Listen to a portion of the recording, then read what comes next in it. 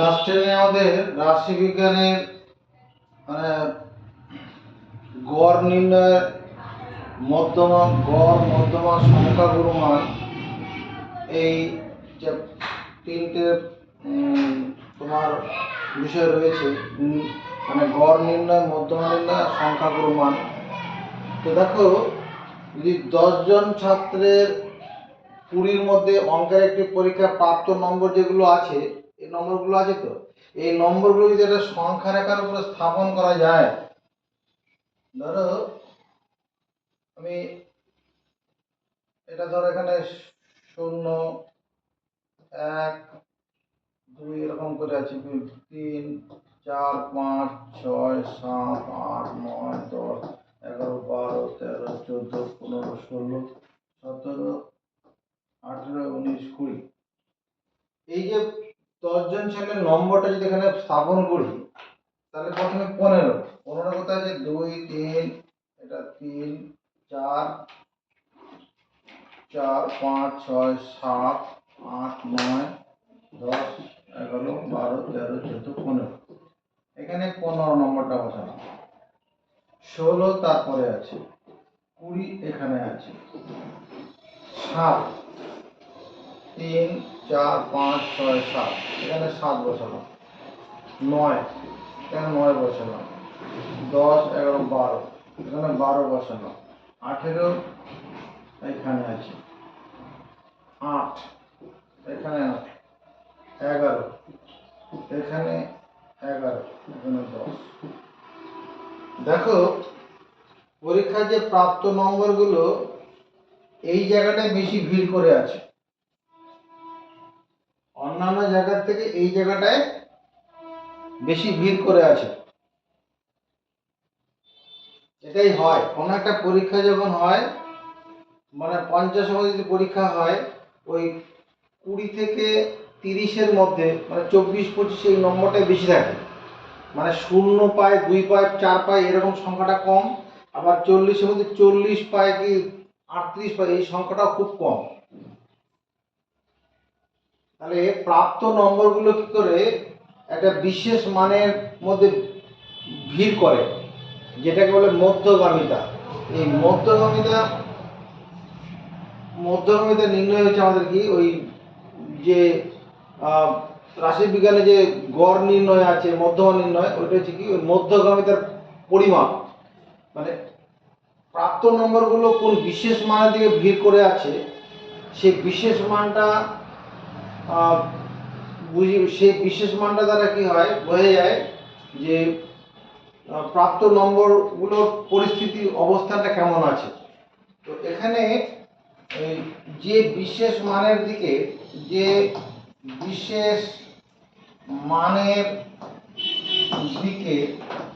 কি হয়, প্রাপ্ত মানগুলি ভিড় করে থাকে, তা হলো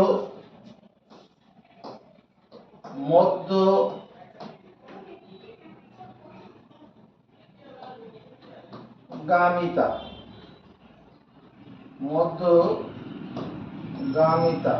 বা কেন্দ্রীয় প্রবণতার পরিমাপ। যে বিশেষ মানের দিকে প্রাপ্ত মানগুলো ভিড় করে, সেটা কেন্দ্রীয় মধ্যগামিতা বা কেন্দ্রীয় প্রবণতার পরিমাপ। কেন্দ্রীয় প্রবণতা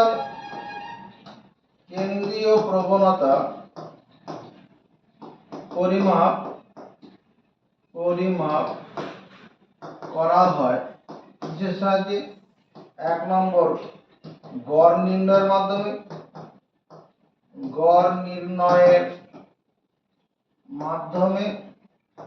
2 নম্বর হচ্ছে মধ্যমা নির্ণয়ের মাধ্যমে, আর একটা হচ্ছে কি সংখ্যাগুরু মান নির্ণয়ের মাধ্যমে।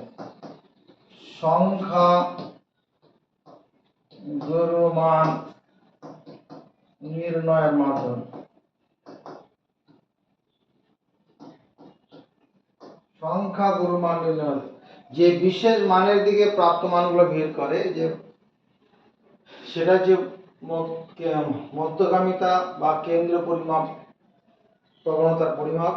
আর কেন্দ্রীয় প্রবণতার পরিমাপ করা হবে তিন রকম ভাবে, একটা যে গড় নির্ণয়ের মাধ্যমে, মধ্যমান নির্ণয়ের মাধ্যমে, সংখ্যা গুরুমান নির্ণয়ের মাধ্যমে। এই গড় নির্ণয়টাকে বলা হচ্ছে কি মিন, আর মধ্যমান হচ্ছে মিডিয়ান, MEDIAN মিডিয়ান, সংখ্যা গুরুমানটা হচ্ছে মোড, MOD। আমরা এগুলোই পড়বো। প্রথমে মিন পড়বো, মানে গড় নির্ণয় কিভাবে করা হবে, তারপরে মধ্যমান নির্ণয় কি করে করা হবে, তারপরে আচ্ছা রাশি আমরা কি বলি, রাশি যার পরিমাপ করা হয় সেটাই রাশি, যার পরিমাপ করা যায়, পরিমাপ করা যায় তা হলো রাশি। এবার পরিমাপ করা যায় কি, পরীক্ষায় প্রাপ্ত নম্বর, পরীক্ষায় প্রাপ্ত নম্বর এটা পরিমাপ করা যায়। কি পরিমাপ করা যায়, ছাত্রের উচ্চতা, ছাত্রের উচ্চতা, বয়স,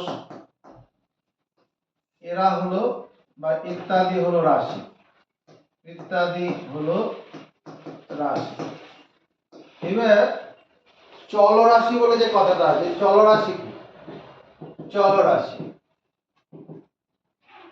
যে রাশিটি ভিন্ন ভিন্ন মান নিতে পারে, যে রাশিটি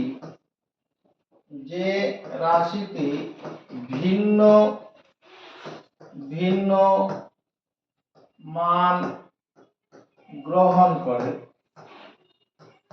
তাকে বলে চলরাশি। যে রাশিটি ভিন্ন ভিন্ন মান গ্রহণ করে তাকে বলে চলরাশি। ভিন্ন ভিন্ন মান কি গ্রহণ করে, পরীক্ষায় প্রাপ্ত নম্বর, পরীক্ষায় প্রাপ্ত নম্বর এটা ভিন্ন ভিন্ন মান গ্রহণ করে, সবাই এক নম্বর পায় কি। আচ্ছা তারপরে কি, ছাত্রদের উচ্চতা, ছাত্রদের উচ্চতা, বয়স হলো চলরাশি।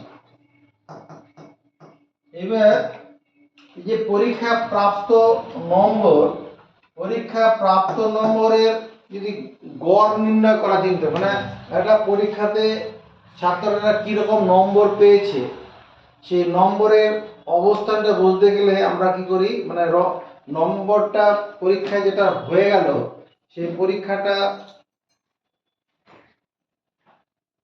সব তো স্ক্যাটারিং ছড়ানো থাকবে, মানে যদি 90টা ছেলে পরীক্ষা দেয়, সেই 90টা ছেলের পরীক্ষার যদি নম্বর সব ছড়ানো থাকবে, সেটা যদি গড় নম্বর হিসাব করে দেখা যায় যে নম্বরগুলো মানে 40-এর মধ্যে পরীক্ষা হয়েছিল, সেই 40-এর মধ্যে পরীক্ষা দিয়ে নম্বরটা দেখা যাচ্ছে কি 30 বা 32 হচ্ছে গড় নম্বর, তার মানে কি পরীক্ষা প্রাপ্ত সেটাতে প্রাপ্ত নম্বর অবস্থানটা ভালো আছে।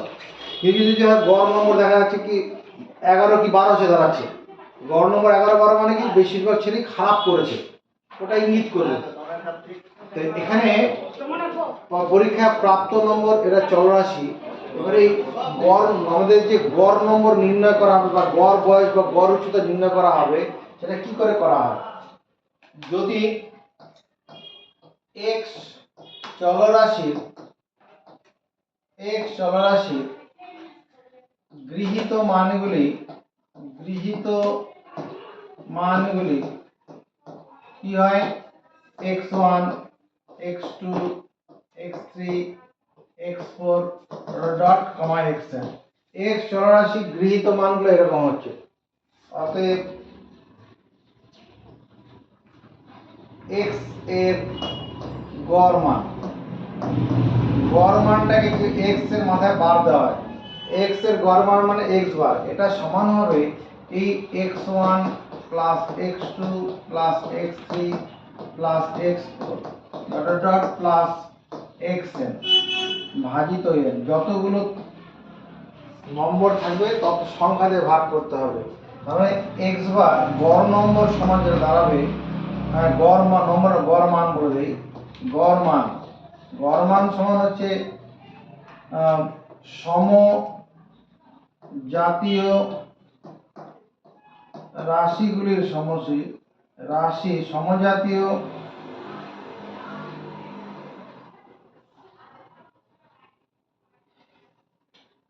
সমজাতীয় তথ্যের সমষ্টি করব, সমজাতীয় তথ্যের সমষ্টি ভাজিত তথ্যের সংখ্যা,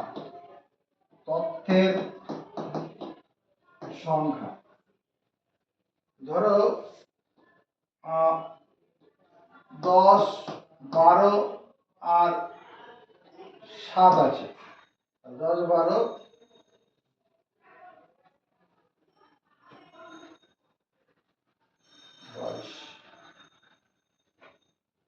6 আছে, 10, 6 করলাম, 5 করি, 10, 12 আর এখানে 5 আছে। এই সংখ্যা তিনটির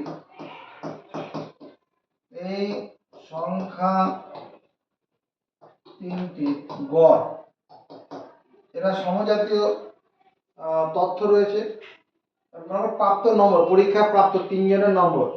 এই গড় কত হবে? এই 3 জনের নম্বর যোগ করব, 10 যোগ 12 যোগ 5, এখানে 3টে সংখ্যা আছে, 3 দিয়ে ভাগ করব, যোগ করে কত হবে?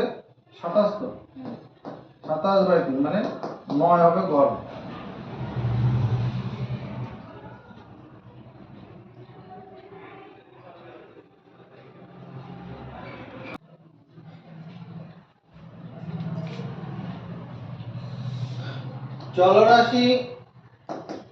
চলরাশি x এর গৃহীত মানগুলি x1 x2 x3 xn এবং তাদের গড় মান x বার হলে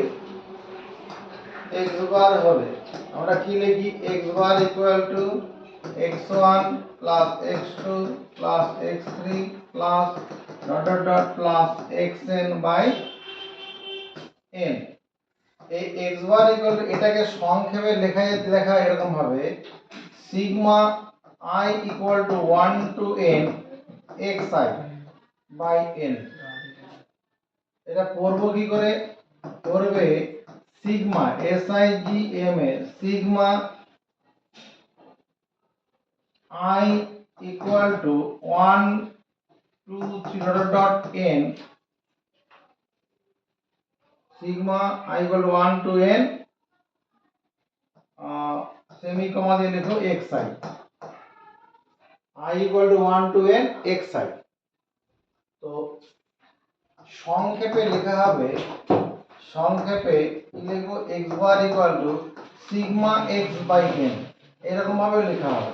সিগমা x আছে মানে, আসলে সিগমা x আছে মানে বুঝে নেব এটা x1 plus x2 plus x3, এরকম সমজাতীয় তথ্যগুলোর সমষ্টি রয়েছে। এবার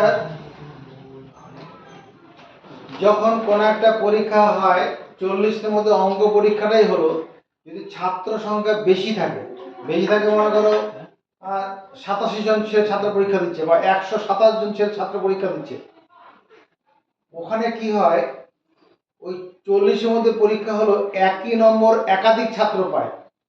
40-এর মধ্যে কেউ 21 পেয়েছে 4 জন, 15 পেয়েছে 6 জন, 32 পেয়েছে 5 জন, এরকম ঘটনা ঘটে।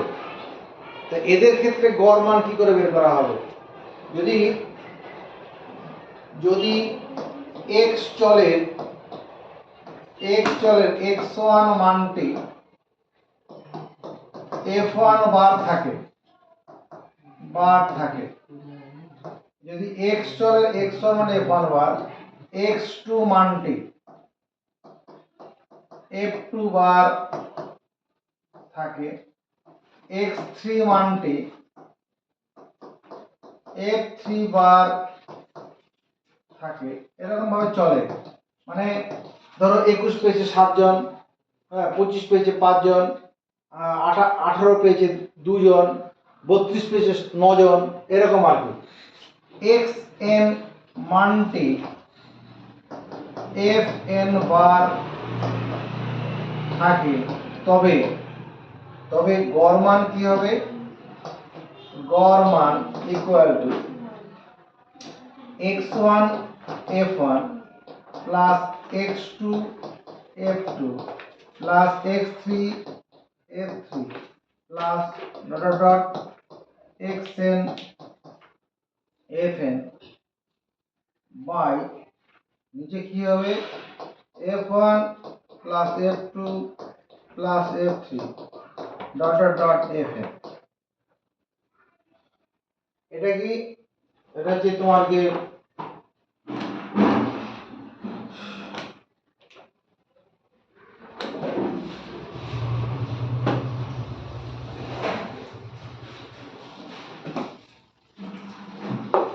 পরিসংখ্যা বিভাজনের যদি তথ্য দেওয়া থাকে তখন গড় মান নির্ণয়ের ক্ষেত্রে আমরা এই নিয়মটা কাজে লাগাবো। এটাকে বলে ভারযুক্ত গড়। আগেটা ছিল সরল গড় বা যৌগিক গড়, এটা হচ্ছে ভারযুক্ত গড়। যদি পরিসংখ্যা দেওয়া থাকে তখন সেটা হচ্ছে ভারযুক্ত গড়। এটাকে আমরা এভাবে লিখবো,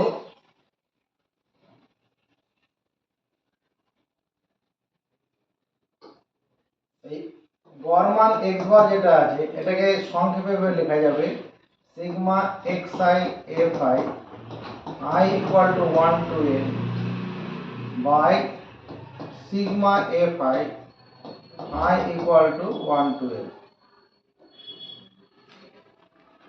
অতএব x বার ইকুয়াল টু এরকম লেখা হবে sigma xf by sigma f। এখানে সিগমা f মানে মোট পরিসংখ্যা।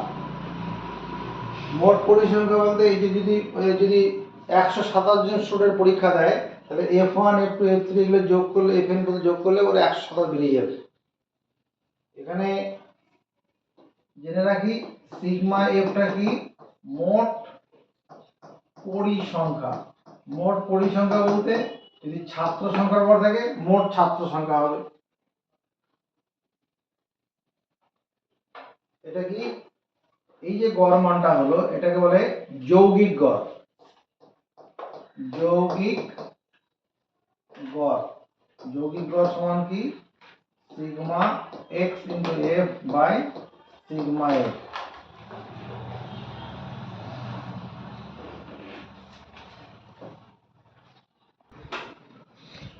এই যে গড়টা হয়েছে এটা যৌগিক গড় বলা, এটাকে আবার ভারযুক্ত গড় বলে। এটাকে আবার কি বলে?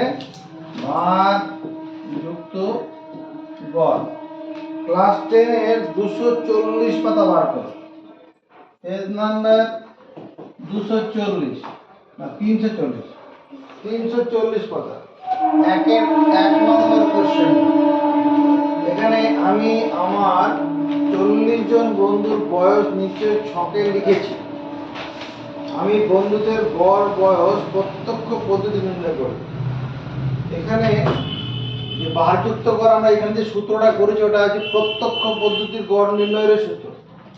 তাহলে এইটা করার জন্য কি করা হবে? প্রত্যক্ষ পদ্ধতিতে গড় নির্ণয় করতে গেলে তিনখানা কলাম তৈরি করতে হয়।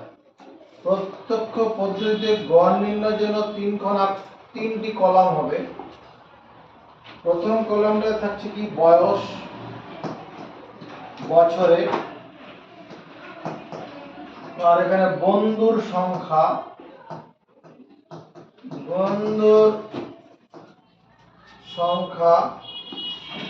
আচ্ছা, এখানে বয়স কত আছে? 15, বন্ধুর সংখ্যা 4, বয়স 16, বন্ধুর সংখ্যা 7, বয়স 17, বন্ধুর সংখ্যা 10, বয়স 18, বন্ধুর সংখ্যা 10, বয়স 19, বন্ধুর সংখ্যা 5, বয়স 20, বন্ধুর সংখ্যা 4। এখানে এই বয়সটা এটা হচ্ছে চলরাশি, এটা বদলাবে সময়ের সঙ্গে সঙ্গে বয়স বদলাবে, বন্ধুর সংখ্যাটা বদলাবে না। তাহলে এটা হচ্ছে চলরাশি, এটাকে x দেবো, আর বন্ধুর সংখ্যাটা হচ্ছে f হিসাবে কাজ করবে। এইখানে 15, এটা আসলে তোমায় পরীক্ষা করতে হবে না, বোঝানোর জন্য বলছি। এটা হচ্ছে x1, এই মানটা হচ্ছে x2, এটা হচ্ছে x3, এই মানটা x4, এই মানটা x5, এটা x6। আর এখানে এই 4 মানে আসলে f1, এই 7 মানে f2, 10 মানে f3, এই 10 মানে f4, এটা মানে f5, এটা কত f6। এখানে কি করতে হবে, x ইনটু f করব। তাহলে x ইনটু f মানে আসলে x1 f1 হবে এখানে। তাহলে এটা x1 হচ্ছে 15 আর f1 হচ্ছে 4, তাহলে 4 15 এর গুণ করলে 4 15 60, x1 f1 হচ্ছে 60। এখানে কত হবে 6 7 42 মানে x2 f2, এটা মানে 112 হবে।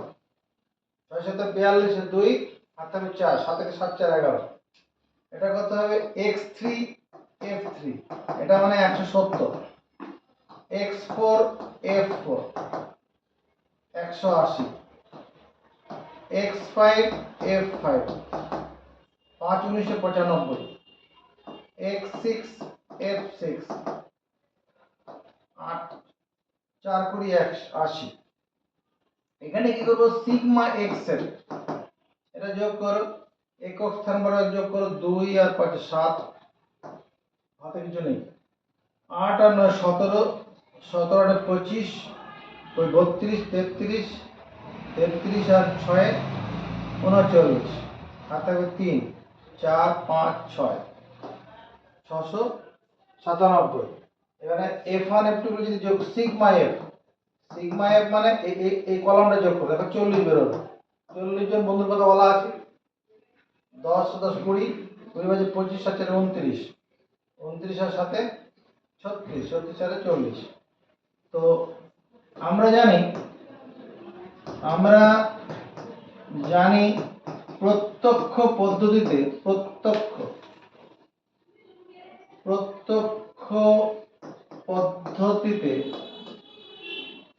গড় মান x বার সমান কি হয়, sigma xf by sigma f। আমরা যেটা ওই যে যৌগিক গড়ের সূত্র লিখলাম, ওটা প্রত্যক্ষ পদ্ধতিতে গড় মান নির্ণয়ের সূত্র বা ভারযুক্ত গড় নির্ণয়ের সূত্র, প্রত্যক্ষ পদ্ধতি। এছাড়া আরো পদ্ধতি আছে, তোমার কল্পিত গড় পদ্ধতি আছে, ক্রমবিচ্যুতি পদ্ধতি, আসুন পরে ওটা নিয়ে আলোচনা যাও, আগে প্রত্যক্ষ পদ্ধতি। তাহলে এটা কত হচ্ছে এখানে 697, নিচে 40, তাহলে 697 কে 40 ভাগ করি, একবার যাবে 40 কে 40, 9 2 বিয়োগ করছি 7 নম্বর, 7 বার 4 7 28 0, 7 1 17, আর তো নামানোর কিছু নেই, তাহলে এখানে দশমিক খাইয়ে 0 নামাবো, 4 বার দিই 4 4 16 160, 0 1, দশমিক নেওয়া আছে 0 দেবো, দুবার 40 2 80, 0 2, হ্যাঁ দশমিক নেওয়া আছে 0 দেবো, 4 5 20। তার মানে x বার এগুলো দাঁড়ালো কত 17.425, এত বছর লেগে, কারণ বয়সটা গড়, কারণ বয়সের গড় হচ্ছে, উত্তর লেখার সময় বয়সের গড়টা রেখে দেবো 17.425 বছর। এটা হচ্ছে প্রত্যক্ষ পদ্ধতিতে গড় মান নির্ণয়। আমাদের পরীক্ষা যখন করব, পরীক্ষাতে আমার এগুলো করতে, যেটা করলাম আমরা পরীক্ষাতে এই কাজগুলো করবো না, যে x1 x2 x3 করেছি, এগুলো করতে হবে না। এখানে f1 f2 f3 করেছি, তোমাকে বোঝানোর জন্য করা হয়েছে।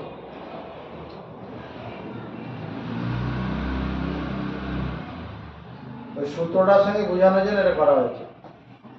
মানে এই 3টা কলাম আমার থাকবে, প্রথমে বয়স, তারপর বন্ধুর সংখ্যা, তারপরে এই বয়স মানে এটা চলরাশি x, বন্ধুর সংখ্যাটা এটাকে f দেবো, তারপর x ইনটু f করব, যোগ করব, ওই সূত্র প্রয়োগ করলে হয়ে যাবে।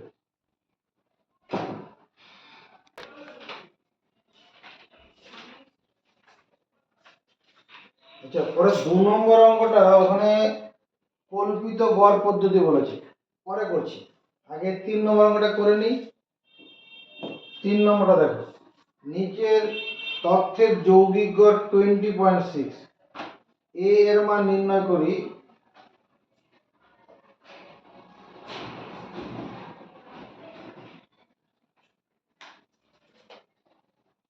তিনটে কলাম করে নিই।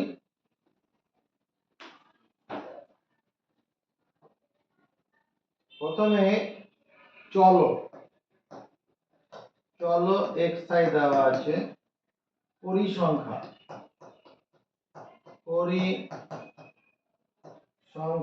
f, চলো x আর পরিসংখ্যা f, fi,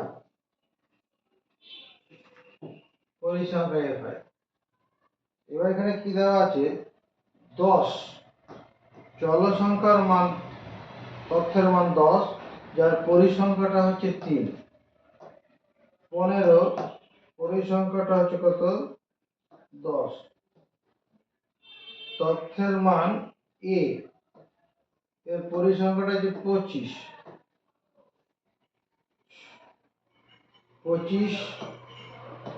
পরিসংখ্যা 7, তথ্যের মান হচ্ছে 35, পরিসংখ্যা 5। এখানে গড় মান দেওয়া আছে 20.6। তাহলে গড় মান বের করার জন্য আমার সিগমা এফ লাগে। সিগমা এফ করলে কত হবে, এখানে যোগ করি, 3 8 5 8, 8 আর 3 15, 15 5 20, হাতে হবে 2, 2 4 5 50 আছে, মোট পরিসংখ্যা 50। এখানে x ইনটু f বার করা যায়। x এর 10 আর 3 গুণ করে 3 10 30, 15 আর 10 গুণ করে 150। একক স্থান বরাবর একক লিখবে, দশক বরাবর দশক লিখবে। 25 আর এ গুণ করে 25 ইনটু এ হবে। এটা গোল্লা পাকিয়ে রাখো। 7 25 175, 5 35 175 হয়। এবার এখানে কি করব, আমরা সিগমা এক্স এফ করব। সিগমা এক্স এফ করার সময় এই 25 এটাকে হিসাবে নেবে না, এটাকে বাদ দিয়ে যোগ করো। 175 175 এর কত হয়, 350, 350 আর 150 যোগ 500, 530। এই 530 এর সঙ্গে এবার এই 25 এটাকে নিয়ে নাও। জল আর তেল মিশবে না তো, ওটা পাশাপাশি থাকবে। এটা এই যুক্ত আছে, এগুলো শুধু সংখ্যা আছে, আলাদা থাকবে। এবার প্রশ্নানুসারে বা আমরা জানি x1 equal to sigma xf by sigma f। এবার এখানে এটা 20.6 দেওয়া আছে, গড় মান সমান 530 প্লাস 25a বাই কত, 50। এখানে একটা কাজ করলে ভালো হয়, দশমিকটা তুলে দিই, তুলে দিলে এখানে একটা 10 আসবে। সমান চেয়ে দুদিকে নিচে নিচে কাটবে, 0 0 কেটে গেল। 206 ইকুয়াল টু, এখান থেকে তো একটা 25 কমন নেওয়া যাবে। 25 কমন নিলে 5 একে 5, একটা করে যাবে না, দুটো করে একসঙ্গে, 5 6 30, একটা শূন্য খায় সবার দিলাম, 5a বাই কত, 5। এই 5 5 কেটে দিচ্ছি। এবার কি দাঁড়ালো, 206 ইকুয়াল টু 106 প্লাস 5a। এটা দিকে নিয়ে চলে আসি, 206 মাইনাস 106 ইকুয়াল টু 5a। এটা কত হচ্ছে, 100, 100 ইকুয়াল টু 5a। তাহলে 100 by 5 equal to 20 equal to এর মান কত, 20।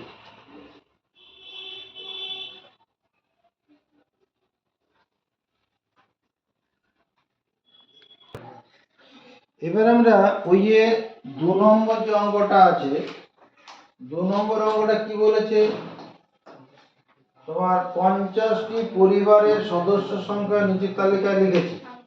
সদস্য সংখ্যা, পরিবার সংখ্যা, 50টি পরিবারের গড় সদস্য সংখ্যার কুল সদস্য সংখ্যা, 50টি পরিবারের গড় সদস্য সংখ্যা কল্পিত গড় পদ্ধতিতে লিখি। আমি তোমাকে আগে কল্পিত গড় পদ্ধতি এমনি প্রত্যক্ষ পদ্ধতি যেটা আমরা ওইভাবে করি, তারপরে কল্পিত গড় পদ্ধতি করে করছি। প্রথমে প্রত্যক্ষ পদ্ধতিতে করি। প্রত্যক্ষ পদ্ধতি 2 নম্বর অঙ্কটা প্রত্যক্ষ পদ্ধতিতে করব। প্রত্যক্ষ পদ্ধতিতে করতে গেলে যে ছকটা করতে হয় তাতে 3খানা কলাম থাকবে। প্রত্যক্ষ পদ্ধতি করতে 3খানা, কল্পিত বললে একটা ঘর বেশি করতে হয়, পরে দেখাবো। প্রথমে সদস্য সংখ্যা আর পরিবার সংখ্যা। সদস্য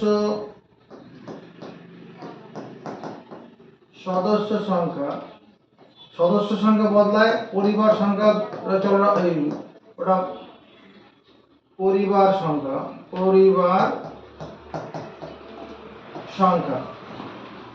সংখ্যাটা f, সদস্য সংখ্যাটা হয় চলরাশি, কারণ পরিবারের সদস্য দিন দিন গেলে কি বাড়ে বা কমে, জন্মগ্রহণ করলে বাড়বে, মারা গেলে কমে যাবে, আর পরিবার সংখ্যা কমে না। আর এরপরে কি আছে, তাহলে এখানে সদস্য সংখ্যা 2, 6টা পরিবার। সদস্য সংখ্যা 3, 8টি পরিবার। সদস্য সংখ্যা 4, 14টা পরিবার। সদস্য সংখ্যা 5, 15টা পরিবার। সদস্য সংখ্যা 6, 4টি পরিবার।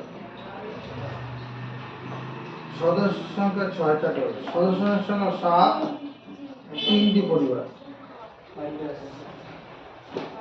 তো প্রত্যক্ষ পদ্ধতিতে গড় মান নির্ণয় করার জন্য আমার x * f দরকার হবে। তাহলে x * f করতে গেলে কি হবে, 2 আর 6 গুণ করে 6 × 12, 3 আর 8 গুণ করে 3 × 8 = 24, 4 × 14 = 56, 5 × 15 = 75, 4 × 6 = 24, 3 × 7 = 21 হলো সিগমা f। এটা দেখো 50 হবে, সিগমা f টা 50 হবে, কেন 50টা পরিবারের কথা বলা আছে, এখানে যোগ করে দাও তাই হবে।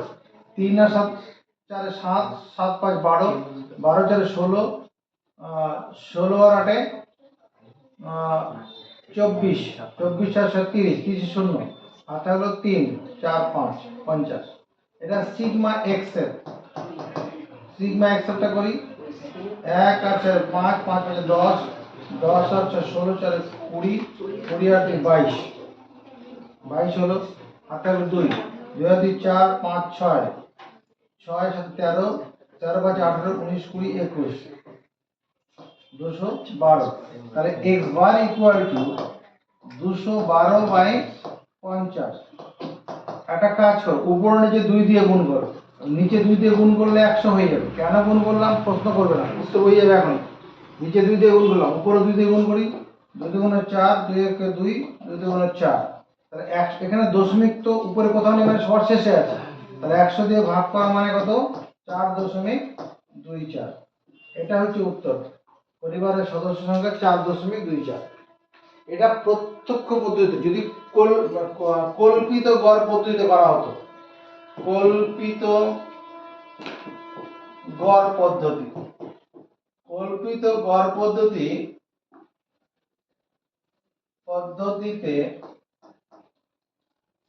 গড় মান সমান, যে সূত্রটা এরকম, গড় মান সমান a plus sigma x into x minus a into f by sigma f।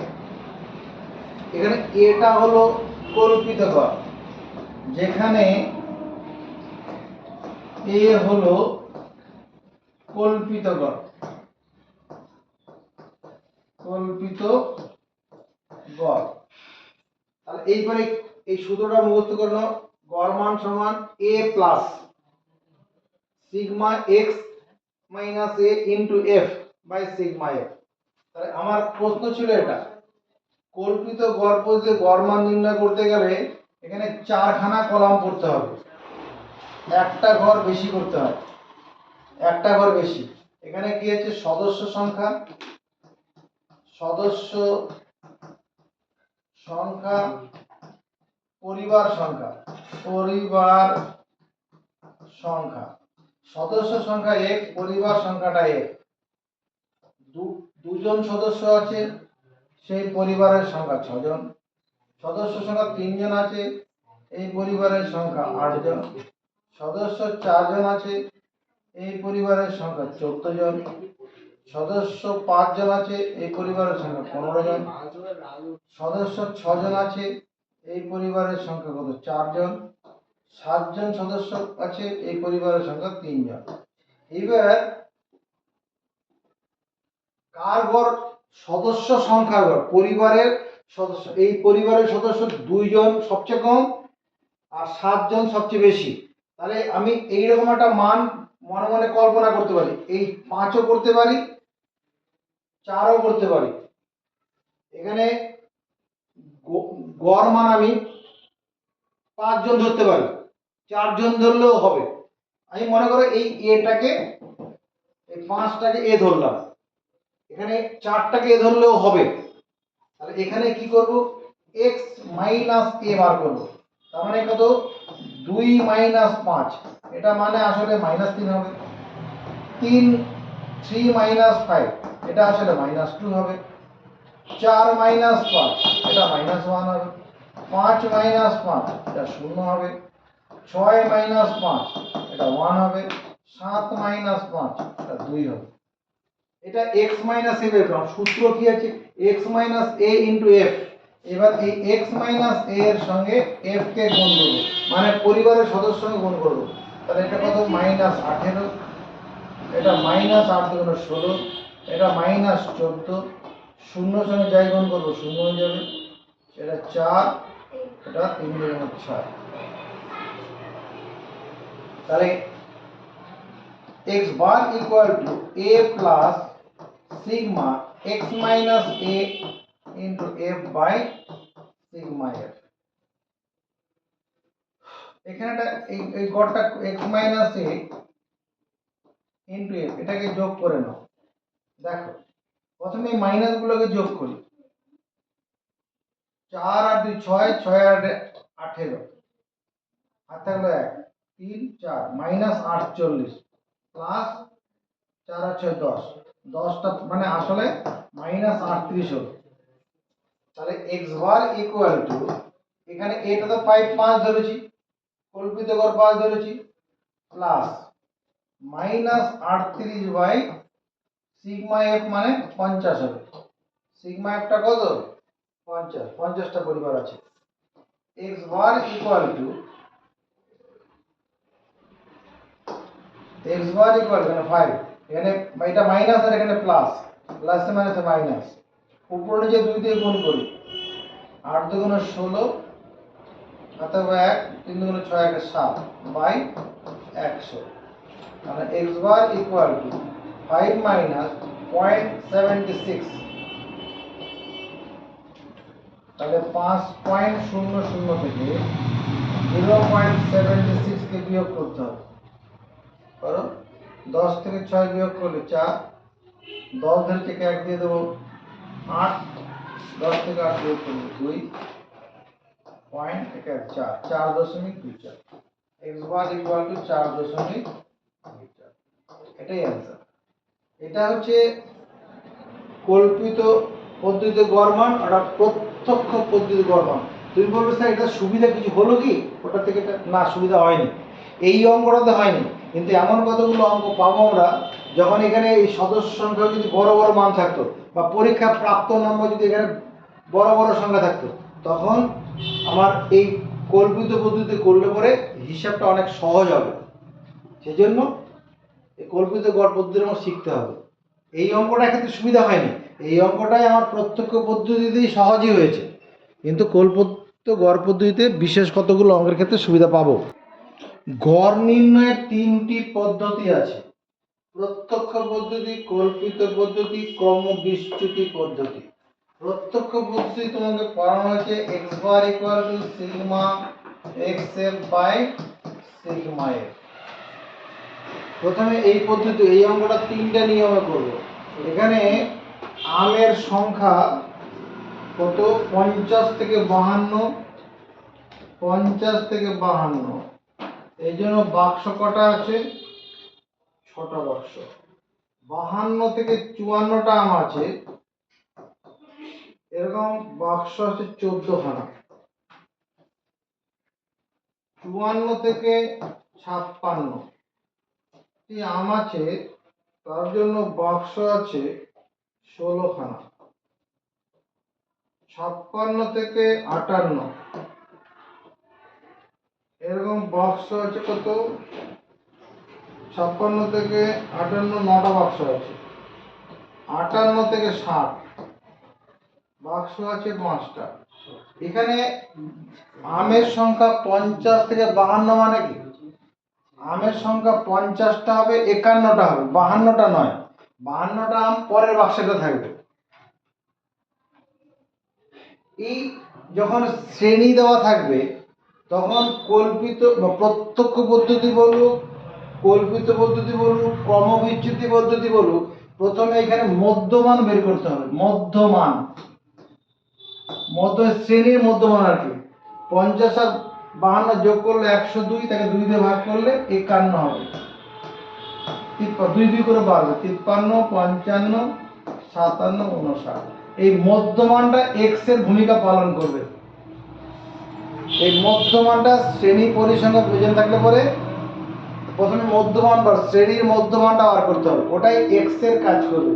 আর বাক্সের সংখ্যাটাই আমার এরপরে কলামটা কি x * f। 6 আর 5 গুণ করো, 6 × 6, 5 × 6 = 30। 14 দিয়ে গুণ করো, 3 × 14 = 42 এর 2 আর থাকবে 4, 5 × 14 = 70, 70 আর 4 = 74, 5 × 16 = 80 আর থাকলো 8, 5 × 16 = 80 আর 8 = 88, 7 × 9 = 63 আর থাকবে 6, 5 × 9 = 45 আর 6 = 51, 5 × 9 = 45 আর থাকবে 4, 5 × 5 = 25, 4 = 29। এখানে দেখো এই গুণগুলো বড় বড় হয়ে গেল, বড় বড় হয়েছে তো। এবার এখানে বাক্সের সংখ্যা সিগমা এফ 4 আর 14 তে 20, 20 আর তোমার গিয়ে 20 আর 16 আর 9 = 25, 16 9 25, 45 আর 5 50, সিগমা এফটা 50। এই দুটো যোগ করলাম, এই দুটো যোগ করলে কত পাচ্ছি? 14 আর 6 20 হবে। আবার 16 আর 9 25 হয়, 40 আর 25 45 আর 5 50। ঠিক আছে, এবারে লিখে দে সিগমা এক্স এর। সিগমা এক্স এর করলে কি দাঁড়াবে? একক স্থানগুলো যোগ করে দিই, 4 আর 2 6, 6 আর 2 8, 8 3 11, 11 আর 5 16 আর থাকবে 1, 9 কে 10, 11, 19, 19 আর 4 23 আর থাকবে 2। তাহলে যদি 4 9 9 17 24 27, তাহলে x বার ইকুয়াল টু 2736/50। কাটাকুটি করার চেষ্টা করার দরকার নেই, উপর নিচে 2 দিয়ে গুণ করো, 2 দিয়ে গুণ করলে নিচে 100 হয়ে যাবে। 100 উপরে 2 দিয়ে গুণ করে 6 × 12 আর তার 3 × 6 = 7, 27 × 54। তার মানে x বার ইকুয়াল টু কত? 54.72। মানে বাক্সে গড়ে আম আছে কতগুলো? 54.72। এটা হচ্ছে প্রত্যক্ষ পদ্ধতিতে গড় মান নির্ণয়। আর যদি কল্পিত পদ্ধতিতে গড় মান হতো তখন কি হতো? a plus sigma x minus a into f by sigma f, যেখানে a সমান কি? কল্পিত গড়। কল্পিত গড় এ হচ্ছে কল্পিত গড়। দেখো এ কল্পিত গড় কি করে করছি? যদি কল্পিত গড় পদ্ধতি, এখানে করা 4টা কলাম করা হলো, এখানে আরেকটা কলাম বেশি হবে।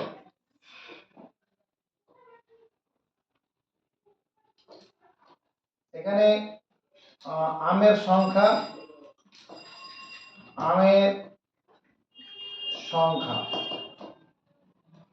বাক্সের সংখ্যা, বাক্সের সংখ্যা। আমের সংখ্যা 50 থেকে 52। এর জন্য বাক্স কটা ছিল?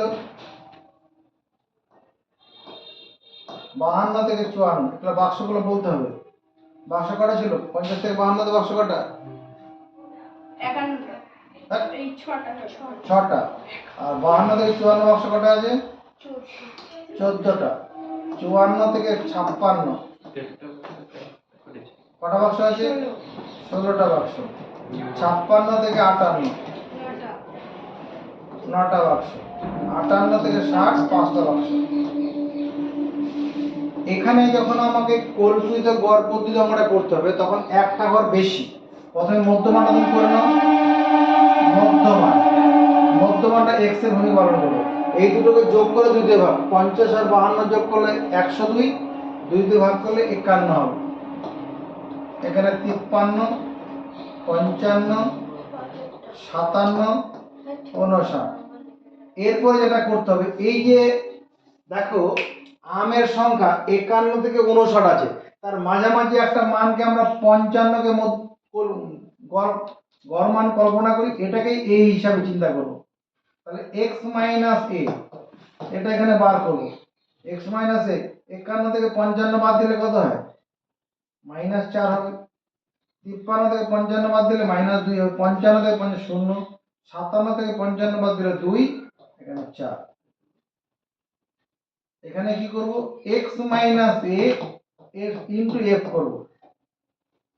এখানে একটা কলাম শুধু বেশি করতে হবে। বেশ, এবার এই বাক্সের সংখ্যাটা f এর কাজ করবে। 6 এর সঙ্গে -4 গুণ করি, -24। 14 এর সঙ্গে -2 গুণ করি, -28। 16 এর সঙ্গে 9 গুণ 18, 4 5 20। দেখো এই যে করা হলো অঙ্কটা, এই যে গুণগুলো হলো, এর আগের গুণগুলো অনেক কঠিন ছিল, বড় বড় গুণ ছিল। এই গুণগুলো বড় বড় ছিল না, তার তুলনায় এই গুণটা কি হয়ে গেছে? অনেক ছোট হয়ে গেছে। ওই গুণ থেকে এই গুণটা অনেক ছোট আছে। এবার এখানে আমরা কি করব? Sigma x minus a into f, এটা বার করব। এখানে এই দুটো বিয়োগ আছে, -24 আর -28, তাহলে -52 হচ্ছে।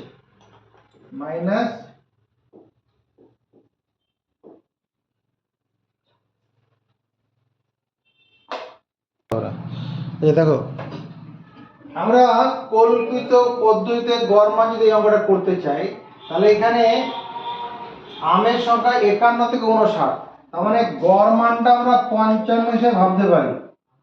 এই 55টাকে গড় মান হিসেবে ভাবতে পারি। 55টা হচ্ছে গড় মান। তাহলে 51 মাইনাস 55, 51 মাইনাস 55, এটা করলে কত? -4 হবে।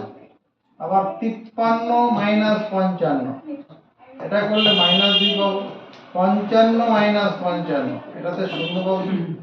57 মাইনাস 55, এটা করলে 2। 59 মাইনাস 55, এটা করলে 4। এরপরে x minus a into f, এই 6 এর সঙ্গে 4 এর সঙ্গে -6 গুণ করলে -24। 14 এর সঙ্গে -2 গুণ করলে -28। 0 এর সঙ্গে 16 গুণ করে 0 হয়ে যাবে। 9 দুগুণ 18, 4 5 20। তাহলে sigma x minus a into f, এটা কত হচ্ছে? -52 প্লাস 38। -52 প্লাস 38, দুটো সদৃশ্য পদ বিপরীত চিহ্ন, তার বড় থেকে ছোট বিয়োগ করি। 4 14, -14, বড় সংখ্যার চিহ্ন হবে। তাহলে x বার ইকুয়াল টু কল্পিত গড় পদ্ধতিতে গড় মান a plus sigma x minus a into f by sigma f। x bar equal to, এখানে কল্পিত গড়টা 55 ধরেছি আমরা, প্লাস -14/50। 55 মাইনাস, প্লাস মাইনাসে মাইনাস হয়ে যাবে, উপরে নিচে 2 দিয়ে গুণ করি। 14 28/100, আমার দাঁড়াচ্ছে কত? 55 মাইনাস 0.28, তাহলে 55 বিয়োগ করলে কত? 54.72, 54.72। এটা কি হলো? কল্পিত পদ্ধতিতে গড় মান। আরেকটা পদ্ধতি ক্রমবিচ্যুতি পদ্ধতি। ক্রমবিচ্যুতি পদ্ধতি মাথায় রাখবেন। ক্রমবিচ্যুতি পদ্ধতিটা কেবলমাত্র শ্রেণী পরিসংখ্যা বিভাজনের ক্ষেত্রে প্রযোজ্য হবে। এই ক্রমবিচ্যুতি পদ্ধতি কেবলমাত্র কিসের জন্য? তোমার শ্রেণী পরিসংখ্যা বিভাজন তালিকার ক্ষেত্রে প্রযোজ্য। বিভাজন তালিকার ক্ষেত্রে প্রযোজ্য, তালিকায় প্রযোজ্য। তাহলে ক্রমবিচ্যুতি বলতে গড় মান নির্ণয়ের ক্ষেত্রে যে সূত্রটা, সেই সূত্রটা কি আছে? x বার ইকুয়াল টু, এখানেও a হবে প্লাস, এখানে সিগমা হবে x minus a by h into sigma f by sigma f। এরপরে এর সঙ্গে একটা h গুণ করতে হবে।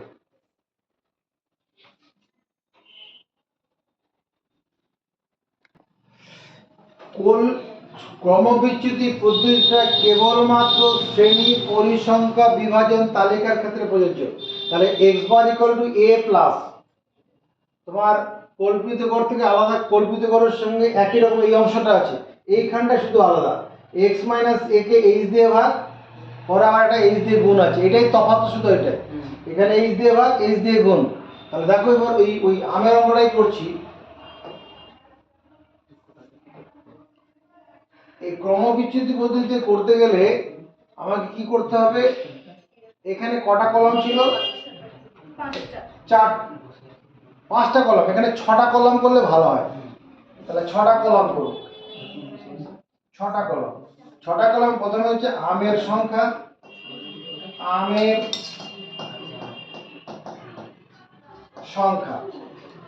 বাক্সের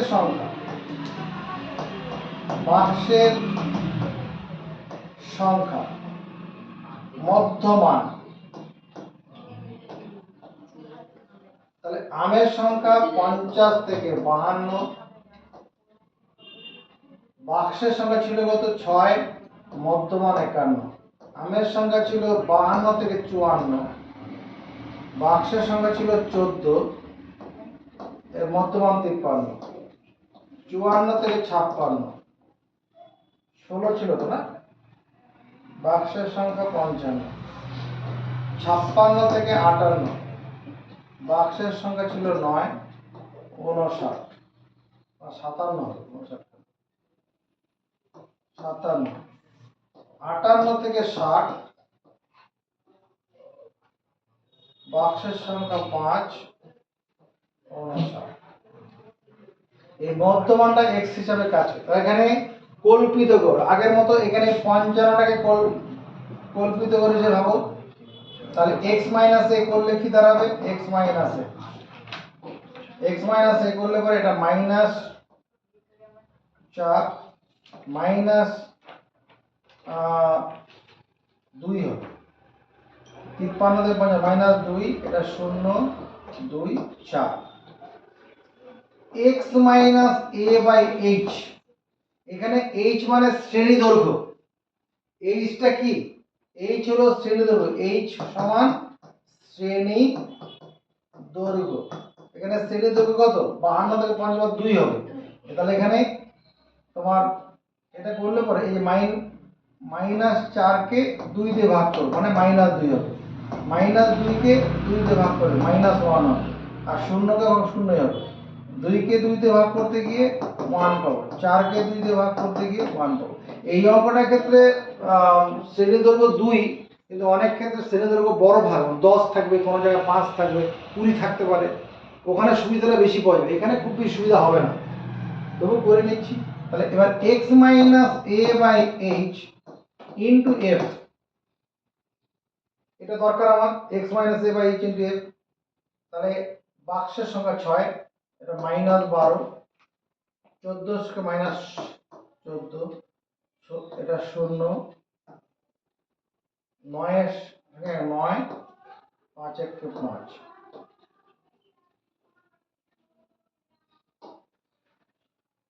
সিগমা এফ, সিগমা এফটা তোমার 50টা বাক্স 50টা চেঞ্জ হবে না। Sigma x minus a by h into f, এটা করলে কত? -12 আর -14, -26, আর এখানে +14, যোগ করলে কত? -8 হবে না? না 8 কেন, -12 হবে, -12, 6 থেকে 4 বিয়োগ করলে 2, 2 থেকে 1 বিয়োগ করলে 12, -12। তাহলে x bar equal to a plus sigma x minus a by h into f by sigma f into h। তাহলে x bar equal to a হচ্ছে এখানে তোমার কি 55 কল্পিত কর, x minus a by h into f করলে -12 পেয়েছি, আর sigma f মানে 50, এর সঙ্গে h মানে 2, 2 দিয়ে গুণ করতে হবে, শ্রেণী দৈর্ঘ্য দিয়ে গুণ। তো 55 মাইনাস 24/50, আগের মতো চলে যাই, 55 মাইনাস 48/100, ভুল কোথায় হলো?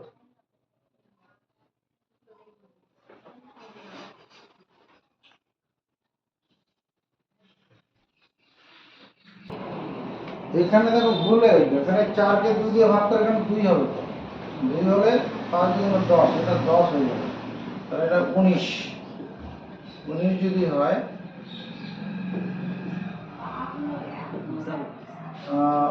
-7,